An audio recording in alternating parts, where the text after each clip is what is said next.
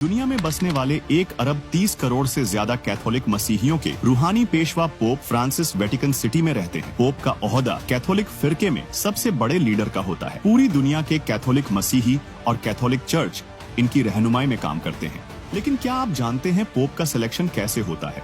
सदियों से चला आ रहा पोप के सिलेक्शन का तरीका क्या है, जिसे आज तक वेटिकन सिटी की दीवारों के पीछे राजदारी से अमल में लाया जाता है? इस अमल में उठने वाले सफेद और काले धुएं का राज क्या है? क्या कोई भी मसीही शख्स पोप बन सकता है?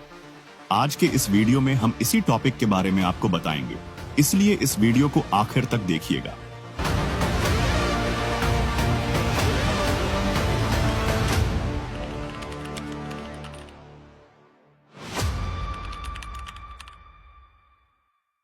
सबसे पहले जान लें पोप होता कौन है। पोप कैथोलिक चर्च के सुप्रीम लीडर होते हैं, जो रोम के बिशप भी होते हैं। उनका घर होता है वेटिकन सिटी में, जो दुनिया का सबसे छोटा मुल्क है। जब एक नए पोप का सिलेक्शन होना होता है तो एक सीक्रेट मीटिंग होती है, जो सिर्फ कार्डिनल्स के बीच होती है। इसे कहते हैं पैपल कॉन्क्लेव। ये कार्डिनल्स कौन होते हैं? कार्डिनल्स कैथोलिक चर्च के सीनियर लीडर्स, जिनके पास पावर होती है नए पोप को इलेक्ट करने की। कार्डिनल्स अपने ग्रुप में से ही किसी एक को वोटिंग करके अगला पोप बनाने के लिए वोटिंग करते हैं। वोटिंग सिर्फ वही कार्डिनल्स कर सकते हैं जो 80 साल से कम उम्र के होते हैं, और ये पूरा अमल सिस्टिन चैपल में होता है, जहां नए पोप के सिलेक्ट हो जाने तक कार्डिनल्स बाकी सारी दुनिया से अलग होकर फैसला करते हैं। यहाँ किसी भी शख्स का आना जाना नहीं होता, न मोबाइल फोन्स, न सोशल मीडिया, बस एक कदीम तारीखी वोटिंग प्रोसेस जो सदियों से चला आ रहा है। वोटिंग एक सीक्रेट बैलेट सिस्टम से होती है। सब कार्डिनल्स एक छोटी चिट्ठी पे एक नाम लिखते हैं, जिसे सीक्रेटली वोट बॉक्स में डाला जाता है। फिर वोट गिने जाते हैं।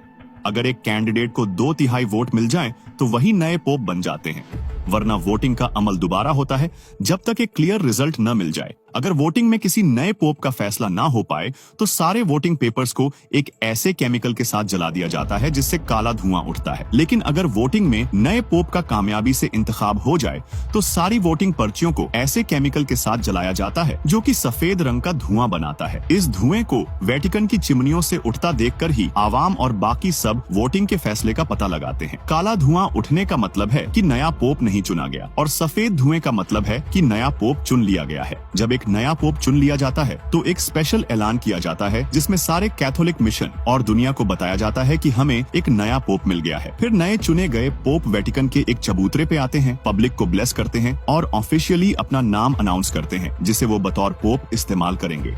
इस तरह से पोप के चुने जाने का अमल मुकम्मल होता है। दोस्तों, क्या आपको पता है कि पहले पोप सेंट पीटर थे, जो मसीह यसु के शागिर्द भी थे? पोप बनना आसान नहीं है। आपको पहले एक डेडिकेटेड प्रीस्ट बनकर खिदमत करनी पड़ती है, फिर बिशप, फिर कार्डिनल, और तब जाकर आपका नाम पोप के इंतखाब के लिए गौर में आता है। तो दोस्तों,